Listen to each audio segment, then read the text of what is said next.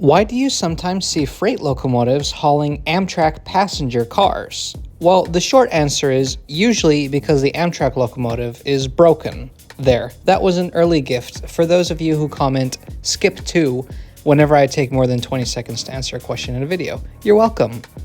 Now, the slightly longer answer. On the evening of October 14th, 2025, I came to L'Enfant Station in Washington, D.C. to catch the highly delayed Amtrak Palmetto coming through. The Palmetto left Savannah, Georgia early that morning. However, almost immediately in South Carolina, the train hit a truck carrying logs at a railroad crossing. Thankfully, according to local news reporting, nobody got hurt. Well, except for P42 DC number 71. The crash severely damaged the front of that locomotive, and the train had to be rescued. To the rescue came a CSX engine, an SD40 numbered 4023.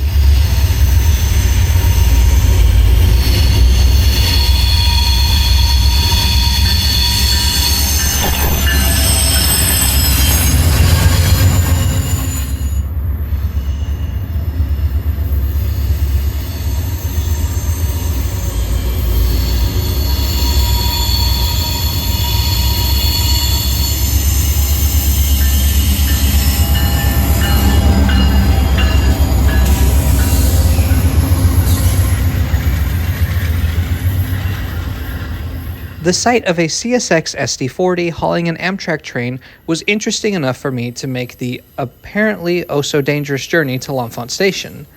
But why a CSX locomotive and not an Amtrak one? And what's the difference anyway? Let's answer that last question first. Freight locomotives and passenger locomotives have a few key differences. You wouldn't think that's a controversial statement, but oh boy. They are geared differently because they have different purposes. Freight locomotives are geared for power. They have to pull long, heavy trains for days on end. Passenger locomotives have lighter loads, but more of a need for speed. Second, passenger locomotives provide what is known as head-end power. This is electricity that comes from the locomotive and is used by the passenger cars to power the lights, air conditioning, stuff like that. Freight locomotives don't provide head-end power because the cars they pull generally don't need electricity. There's nobody inside that needs a reading light. Cars that do need to be air-conditioned, for example, those will usually have individual units mounted on them. In fact, despite it being damaged, on this Palmetto train, Amtrak 71 is still running to provide power to the cars. As you can imagine, if a train has to be rescued because its engines break down, that's a significantly more complicated situation. Now back to the first question, why freight locomotives?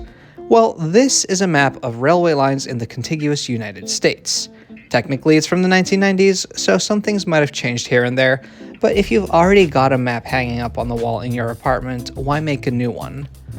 Most of the lines on this map are owned by private companies, freight companies.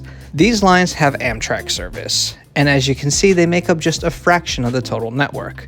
That wasn't always the case. Many of the great American railroads were famous for their passenger trains. Companies competed for passengers by outdoing each other in speed and luxury. In South Chicago, the Pullman factory produced luxury train cars that defined the travel experience for generations of Americans.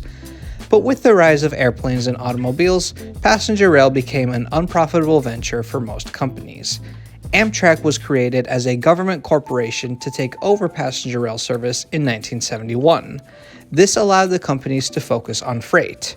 And while one could argue that this move certainly saved passenger rail in the States, it didn't necessarily save all the now freight companies.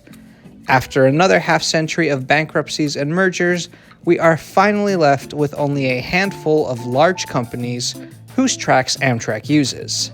These companies have tracks everywhere, they have yards everywhere, and they have trains everywhere. Amtrak will have spare locomotives at some of their main hubs, but they're not very likely to have a spare locomotive in, say, Charleston, a station that is just served by 2 trains a day in each direction. They would simply need an astronomical number of locomotives that they cannot afford to provide that level of redundancy. But CSX, who owns the tracks here, has yards and customers everywhere, and so they're much more likely to have a locomotive nearby, meaning the train can be underway sooner. Now, when a train breaks down, the freight railroads are obligated to rescue this passenger train that the government runs so they can focus on profits. But it's also beneficial for the freight companies because they don't want an Amtrak train just blocking their tracks. So who drives the freight locomotive? Well, it depends. If the Amtrak engineer is all right, sometimes they will. But if they are not qualified to operate that specific type of locomotive, a freight engineer may be behind the controls. In that case, though, an Amtrak crew member is often in the cab with them to assist with specific Amtrak protocols. And when Amtrak is done with the locomotive, they bear the responsibility for returning it back to where it belongs. So 4023 was attached to the Floridian the next day and sent back south. So to summarize, when an Amtrak locomotive breaks down while it's on the tracks of a freight company, that freight company usually has a locomotive closer that can take over and bring passengers where they need to be. And it leads to great rail fanning shots like this. Thank you so much for watching today. We'll see you next time.